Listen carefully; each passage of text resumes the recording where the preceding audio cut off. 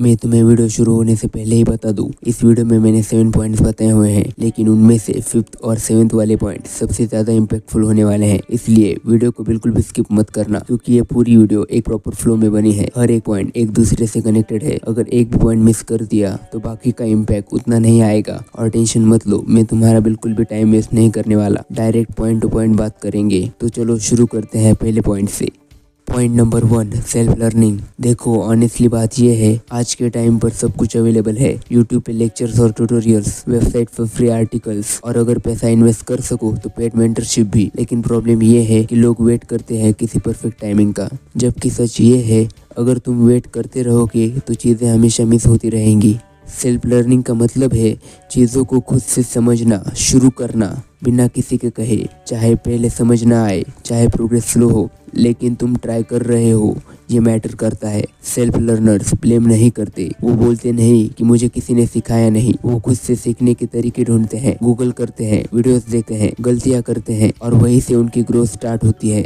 लेकिन खुद से सीखने के साथ एक चैलेंज हमेशा आता है, distraction. Point number 2, focus and distraction control. अगर तुम सेल्फ इम्प्रूवमेंट के वीडियोस देख रहे हो तो क्लियरली तुम अपनी लाइफ में कुछ ना कुछ इम्प्रूव करना चाहते हो। तुम्हारा दिमाग शार्प तो है, लेकिन इस वक्त हर जगह भटक रहा है। हर 2 मिनट में फोन उठाता है, नोटिफिकेशन चेक होते हैं, और बिना रीजन के इंस्टाग्राम या यूट्यूब खुल जाता है। तुम खुद नहीं समझ पाते कि तुम्हारा फोकस कहाँ जा रहा है, लेकिन ये डिस्ट्रैक्शन कोई बाहर की चीज नहीं है। ये तुम्हारा ही सिस्टम है जो डिसिप्लिन लूज कर रहा है। लोग कहते हैं मेरा अटेंशन स्पैम कम हो गया है, लेकिन असली बात यह है कि तुमने अपने दिमाग को कभी ट्रेन ही नहीं किया फोकस में रहने के लिए। अगर तुम स्क्रॉल करते वक्त बस 5 सेकंड रुक कर ये सोच लो, क्या ये कुछ मिनट्स मुझे आगे ले जा रहे हैं या पीछे खींच रहे हैं, तो तुम्हारा पूरा माइंडसेट शिफ्ट हो सकता है। फोकस बनाना कोई मैजिक ट्रिक नहीं है, ये एक डिसीजन होता है जो हर रोज हर घंटे लेना पड़ता है। और जब डिस्ट्रैक्शंस कम होने लगते हैं तब तुम्हें रियलाइज होता है कि दिन में कितना टाइम एक्चुअली तुम्हारे हाथ में था। और उसी रियलाइजेशन से शुरू होता है अगला point, time management.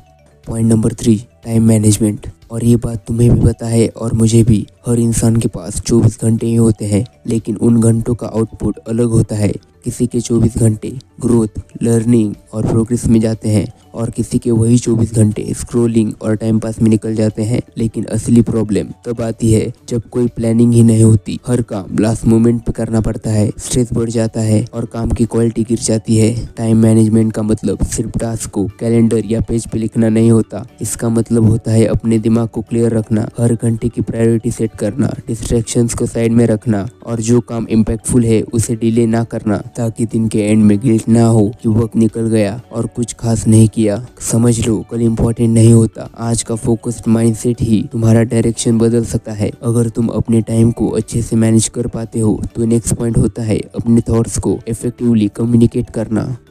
Point number 4, communication skills. अब तुम्हारे पास कितने भी अच्छे आइडियाज हो, अगर तुम उसे क्लियरली एक्सप्रेस नहीं कर पा रहे हो तो उसका कोई फायदा नहीं। सब कुछ दिमाग में ही रह जाता है और सामने वाले को कुछ समझ ही नहीं आता। कम्युनिकेशन का मतलब सिर्फ बोलना नहीं होता, मतलब ये होता है कि तुम अपनी बात को इस तरीके से समझाओ कि सामने वाला उसे समझ भी सके और फील भी कर सके। सबको अलग तरीके से बात समझ आती है, किसी को एग्जाम्पल से, किसी को शॉर्ट और डायरेक्ट चीजों से। तुम्हें ये समझना पड़ता है कि कौन कैसे सुन रहा है। लेकिन इफेक्टिव कम्युनिकेशन में सिर्फ बोलना नहीं, सुनना भी होता है। जब तुम दूसरे की बात भी जेन्युइनली सुनते हो तब क्लैरिटी बनती है, वरना छोटी छोटी बातें भी बड़ी लगने लगती है। और ये स्किल सिर्फ प्रेजेंटेशन के लिए नहीं है, ये हर जगह काम आती है। दोस्तों के बीच, घर में, रिलेशनशिप्स में, लिटरली हर जगह। सिंपल सी बात है, अगर कम्युनिकेशन स्ट्रांग है तो काम आसान हो जाता है, और वीक है तो हर छोटी बात भी कॉम्प्लिकेटेड लगती है। और कम्युनिकेशन के साथ एक और चीज जरूरी होती है, सिचुएशंस के हिसाब से खुद को एडजस्ट करना। Point number 5, adaptability. अब हर चीज तुम्हारे कंट्रोल में नहीं होती। कभी टाइम सही नहीं होता, कभी लोग बदल जाते हैं, कभी जो तुमने सोचा था वो वैसे हो ही नहीं पाता। ऐसी सिचुएशंस में अगर तुम बस अड़ जाओ अपनी पुरानी सोच पर तो सबसे ज्यादा दिक्कत तुम्हें ही होती है।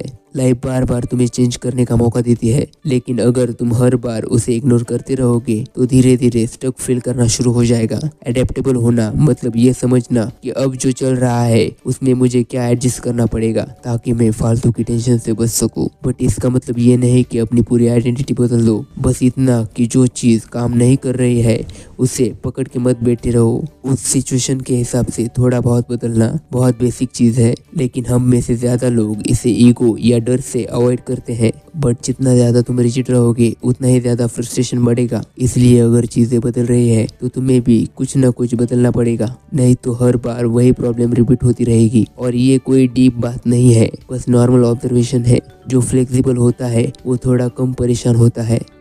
Point number 6, critical thinking. आजकल हर जगह से इंफॉर्मेशन आ रही है, रील्स, यूट्यूब, व्हाट्सएप, दोस्तों के ओपिनियंस, क्रिएटर्स का ज्ञान। हर सेकेंड कुछ न कुछ तुम्हारे दिमाग में घुसने की कोशिश कर रहा है। और ज्यादा प्रॉब्लम तब होती है जब तुम बिना सोचे समझे सब कुछ मान लेते हो। किसी ने बोला ये कर लो तो मान लिया, किसी ने बोला ये वेस्ट ऑफ टाइम है तो इग्नोर कर दिया। इस चक्कर में तुम खुद का लॉजिक यूज ही नहीं करते। क्रिटिकल थिंकिंग का मतलब ये नहीं कि तुम हर बात को डाउट करो, इसका मतलब है हर चीज को ब्लाइंडली फॉलो करने से पहले सोचना, क्या ये मेरे लिए सही है, क्या इसका लॉजिक बनता है, मैं इससे क्या हासिल कर रहा हूँ। और हाँ, हो सकता है मेरी या किसी भी क्रिएटर की एडवाइस तुम्हें गलत लगे, बट ये तुम्हारा काम है देखना कि क्या चीज तुम्हारे लिए सही है और क्या नहीं। क्योंकि हर इंसान की जर्नी और एक्सपीरियंस अलग होता है। जो हमारे लिए काम करता है हो सकता है तुम्हारे लिए जीरो हो। सो क्रिटिकल थिंकिंग का रियल मतलब है अपने डिसीजन लेना अपने दिमाग से, अपने लॉजिक से। जब तुम ये करना सीख जाते हो तब तुम डिस्ट्रैक्ट नहीं होते, तुम बस सिलेक्ट करते हो क्या तुम्हारे लिए सही है और क्या इग्नोर करना है।